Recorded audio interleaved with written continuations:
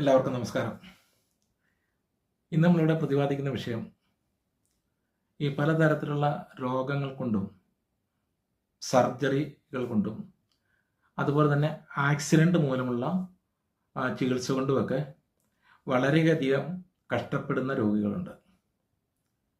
അതായത് ചില ആക്സിഡൻറ്റ് കേസൊക്കെ എന്ന് പറഞ്ഞാൽ ഹോസ്പിറ്റലിൽ ചെന്ന് കഴിഞ്ഞാൽ 6 മാസം 1 വർഷമൊക്കെ കഴിഞ്ഞാലും ഭേദമാകാത്ത പല നിരവധി കേസുകളുണ്ട്. അപ്പോൾ അങ്ങനെയുള്ള കേസുകൾ, അതുപോലെ തന്നെ ചില സർജറികൾ, ചിലപ്പം ബൈപ്പാസ് സർജറി, അതുപോലെ യൂട്രസ് റിമൂവ് ചെയ്യുന്നത്, ഇങ്ങനെയുള്ള പലതരത്തിലുള്ള സർജറികൾ ചെയ്യാൻ അല്ലെങ്കിൽ അതിന് വിധേയമാകുന്ന ആളുകൾ അതിന് മുന്നോടിയായിട്ട് ഒരു പ്രൊട്ടക്ഷൻ എടുക്കുന്നതും അതുപോലെ തന്നെ ഹീലിങ്ങിന് വിധേയമാകുന്നതും ഒക്കെ നന്നായിരിക്കും.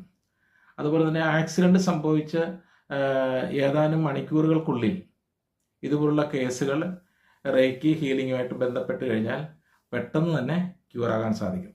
എന്ന് പറഞ്ഞാൽ നമ്മൾ ഹോസ്പിറ്റലിൽ വന്നിട്ട് 6 മാസം 1 വർഷമൊക്കെ കിടക്കുന്ന കേസുകളാണെങ്കിൽ ചിലപ്പോൾ നമുക്കൊരു 1 ആഴ്ച 2 ആഴ്ച കൊണ്ടൊക്കെ റിലീഫായിട്ട് നമുക്ക് വീട്ടിൽ പോകാൻ സാധിക്കും. അങ്ങനെ നിരവധി കേസുകൾ ഹീലിംഗ് എക്സ്പീരിയൻസ് എൻ്റെ ജീവിതത്തിൽ തന്നെ ഉണ്ടായിട്ടുണ്ട്. ഇപ്പോൾ ഒരു പയ്യനാണെങ്കിൽ ബൈക്ക് ആക്സിഡൻ്റ് ആയിട്ട് തലയ്ക്കകത്ത് ബ്ലഡ് ക്ലോട്ടിംഗ് ആയിട്ട് ഹോസ്പിറ്റലൈസ് ആയ ഒരു സംഭവം. അത് ഞായറാഴ്ച ആക്സിഡൻ്റ് ഉണ്ടായി, ഹോസ്പിറ്റലൈസ് ആയി, തിങ്കളാഴ്ച ഹീല് ചെയ്തു. തൊട്ടടുത്ത ഞായറാഴ്ചയ്ക്ക് മുൻപ് ശനിയാഴ്ച ഉച്ച കഴിഞ്ഞപ്പോഴത്തേന് ഡിസ്ചാർജ് ചെയ്ത് ഈ തലയ്ക്കകത്ത് ബ്ലഡ് ക്ലോട്ടിംഗ് ഉണ്ടായിരുന്ന ആൾ വീട്ടിലെത്തി എന്ന് പറയുമ്പോഴത്തേന് അത് പലർക്കും വിശ്വസിക്കാൻ ബുദ്ധിമുട്ടായിരിക്കും. അപ്പോൾ ഈ തരത്തിലുള്ള നിരവധി അനുഭവങ്ങളുണ്ട്. അപ്പോൾ അങ്ങനെയുള്ള കേസുകളുണ്ടെങ്കിൽ നമുക്ക് പെട്ടെന്ന് തന്നെ ഹീൽ ചെയ്ത് മാറ്റാൻ സാധിക്കും.